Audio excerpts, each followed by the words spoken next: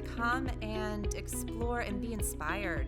That's something that's really important to us as well, is, our homes are where we live. They're really important spaces. They're important to our health and to our communities, and we invite you to come be inspired about what's possible. Kravet Inc. is a family-owned company, 5 generations strong at this point.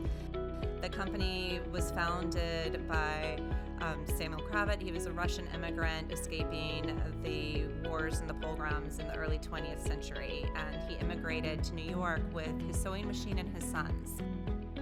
The company today is a leader in the industry, committed to preserving heritage brands, Lee Jotha, GP&J Baker, Brunswick Fee, Dongia, and now the Tomlinson directional furniture companies. This is a new venture for us. We are not a retail consumer brand. We are strictly to the trade through architects, designers, and a very select few home retailers.